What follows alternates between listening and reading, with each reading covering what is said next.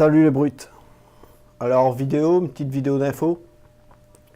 Je viens de voir une vidéo de Will Jansens, donc où il nous parle des oméga 3. Donc selon lui, les oméga 3 ne seraient pas forcément essentiels et il conseille désormais de les consommer dans l'alimentation de tous les jours et plus en supplément. Donc ça change un peu de ce qu'il disait dans le livre qu'il a coécrit avec Christophe Bonnefond, Les secrets de la sèche, dont j'ai fait une vidéo, je vous la mets là. Donc en fait là, selon des nouvelles études, il nous dit que en effet, à court terme, les oméga 3 c'est un bon antioxydant, donc c'est bon pour la santé. Mais par contre, à long terme, une supplémentation en fait en oméga 3 serait éventuellement nocif pour la santé. Donc c'est lui qui nous dit ça. Je vous mets l'extrait. Ce qui peut être intéressant, c'est de commencer à parler de cette étude, la LAVA Study, qui est une étude dont on n'entend pas assez parler à mon avis, qui est une RCT sur les humains, donc c'est une Randomized Control Trial, c'est une étude randomisée contrôlée, si le terme est bon en français, et sur des humains, donc pas sur des rats pendant quelques semaines, mais sur 8 ans. Et donc sur 8 ans, cette étude a permis de mettre en avant les effets qu'on pouvait avoir entre une distinction d'une alimentation plus riche en acides gras saturés, une alimentation plus riche en acides gras polyinsaturés, avec une augmentation au final, au bout de plusieurs années, donc pas au bout de 5-6 ans, mais au bout de 7 ans et plus, une augmentation du risque de mortalité pour le groupe qui a mangé plus d'acides gras polyinsaturés. C'est notamment grâce à cette étude que je vous suggère un effet potentiellement négatif sur le long terme. Donc on peut très bien observer des effets bénéfiques sur les études à court terme, notamment des effets sur la baisse des prostaglandines, ce genre de choses, et donc on peut considérer que c'est ponctuellement quelque chose de bénéfique au niveau inflammatoire, par exemple. Et sur le long terme, probablement que ce dont on a parlé au niveau des risques d'oxydation est quelque chose qui semble plutôt dangereux que bénéfique pour la santé. Et donc c'est ce qu'on voit probablement, c'est une spéculation par rapport à ma compréhension actuelle. Sur le long terme, c'est probablement quelque chose de négatif. Je vous donne les graphiques, le lien, la possibilité de télécharger l'article vous-même sur le Google Drive et puis je vous laisserai vérifier. Il y a encore une dernière chose qui est importante, c'est ce que les acides gras sont essentiels. Je ne suis pas sûr, mais plutôt que de vous dire ça ne l'est pas, je préfère m'appuyer sur quelque chose de solide et je vous mentionne plusieurs points. La première chose, une étude de Rennes en France, j'espère qu'on dit Rennes, sinon je passe pour un abruti. Je viens de Suisse, vous m'excusez si on dira pas Ronès, je vais me faire reprendre pour celui-là, c'est pas grave. Donc une étude de Rennes en France, et puis aussi un papier de Chris Masterjohn sur sa manière de distinguer le côté essentiel ou non des acides gras, un autre article de Raymond Peat, et puis encore un autre article qui reprend tout un panel de sources qui suggèrent qu'effectivement les acides gras ne sont pas aussi essentiels qu'ils le semblent. Et à la base, vous avez une étude des années 1920-1930 de Burr, BU2R, qui suggérait effectivement que lorsqu'on enlevait les acides gras de l'alimentation, on avait une carence. Et une réplication de cette étude qui suggérait qu'en fait ces carences étaient simplement un manque de vitamine B6. Si c'est pas B6, c'est d'autres vitamines groupe B, mais dans tous les cas l'étude a été répliquée. Et puis les effets de carence en acides gras qu'on a spéculé comme étant essentiels avaient disparu. Donc probablement que l'aspect essentiel n'a pas été remis en question depuis bien longtemps et une espèce d'inertie a empêché le fait de remettre ça en question. C'est une réflexion qui ne vient pas que de moi.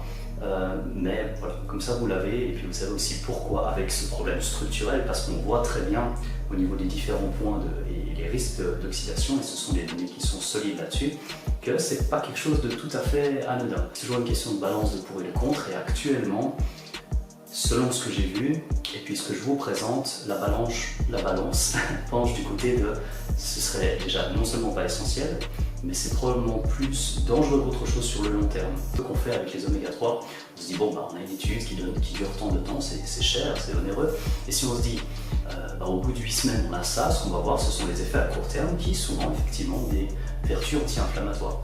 On extrapole ça sur un effet à plus long terme, on se dit c'est potentiellement positif. Mais les oméga 3 ont aussi un effet sur la réduction de l'activité de la thyroïde et quelques autres choses qui pourraient potentiellement masquer un effet plus délétère sur le long terme. Donc vous avez le rationnel. Si je vous ai perdu, revenez peut-être simplement au message de base du début de la vidéo qui suggérait que je ne pense déjà pas, que les suppléments soient nécessaires par rapport au fait de trouver des oméga 3, si vous considérez que c'est essentiel, dans un aliment où les oméga 3 sont déjà peut-être plus stables. Si vous regardez aussi au niveau de la qualité des suppléments, le nombre de fois où il peut y avoir des problèmes, je sais que ça a déjà été largement reporté sur les suppléments de EPA, DHA, avec la quantité d'équilibre, combien de EPA, combien de DHA, combien de vitamine E aussi pour stabiliser cette structure. Vous verrez que ça semble assez douteux. Donc voilà, c'était que mon avis, dans la mesure où dans le livre notamment, on a effectivement mentionné les effets potentiellement bénéfiques sur le plan inflammatoire à court terme. Ça ne va pas contre ce que j'ai dit précédemment, mais c'est sûr que si j'avais la même vision au niveau de l'écriture, enfin au moment de l'écriture pour le livre, j'aurais pas présenté ça de la même manière spécifiquement pour les oméga 3. Après, du coup, moi, ça m'a un peu interpellé. Moi, personnellement, je prends des oméga 3. C'est un des seuls compléments que je prends sans arrêt, en fait, avec la créatine. Donc, je me suis renseigné un petit peu. J'ai lu pas mal d'articles anglais que Will cite dans sa vidéo. Donc, n'hésitez pas à aller voir sa vidéo. Je vous mets le lien dans le descriptif. Et lui, dans le descriptif de sa vidéo, il y a toutes les études. Après, j'ai aussi recherché d'autres articles, je vous les mets en descriptif. Aussi une vidéo qui vient du magazine Science et Avenir, c'est pas une vidéo récente, mais dedans, ça nous parle aussi des effets nocifs que pourrait avoir une supplémentation en oméga 3. Ça, en fait, si on consomme trop d'oméga 3, on aurait des risques, surtout chez l'homme, de cancer de la prostate. Donc... Une question qui se pose, c'est les oméga 3 et les oméga 6. Alors, pendant longtemps, on a pensé que les oméga 3 étaient bons pour la santé. En réalité, quand on regarde bien, il y a eu plus de 1700 articles publiés au cours des 10 dernières années et qui ont étudié le rôle des oméga 3 dans la prévention du cancer. En fait, pratiquement toutes ces études sont soit négatives, soit neutres, c'est-à-dire que les oméga 3 ne font aucun effet sur la prévention du cancer. Il y a même un certain nombre d'études qui, au contraire, aujourd'hui, dans les plus récentes, semblent indiquer que ces oméga 3 seraient peut-être dangereux. En fait, on constate que les hommes qui ont des taux très élevés dans le sang d'oméga 3, forcément ces oméga 3, s'ils sont dans le sang, c'est qu'ils ont été mangés, absorbés par l'alimentation.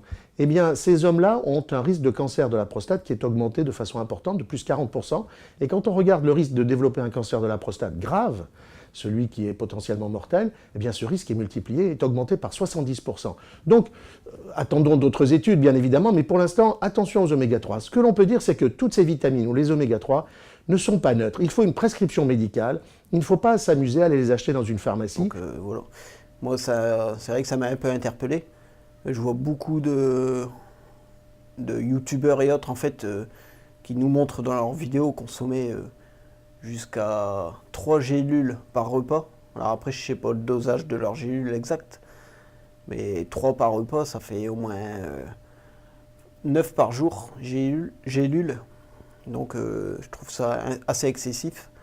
Donc moi, pour l'instant, je vais plutôt aller le chercher dans mon alimentation solide, plutôt qu'en supplément, en fait. En plus, ça me fera des économies. Donc je voulais partager cette info. Moi, la vidéo de Will est sortie hier. Donc je voulais vous transmettre cette info au plus vite. Et surtout, n'hésitez pas à faire vos propres recherches et puis à me tenir informé de ce que vous avez trouvé si c'est intéressant. Alors si la vidéo vous a plu, pour soutenir, n'hésitez pas à laisser un petit pouce bleu, à vous abonner si ce n'est pas déjà fait. Et si vous ne connaissez pas ma chaîne, allez faire un petit tour pour voir le reste de mes contenus. Et sinon, je vous dis à bientôt les brutes sur Sport Brutal.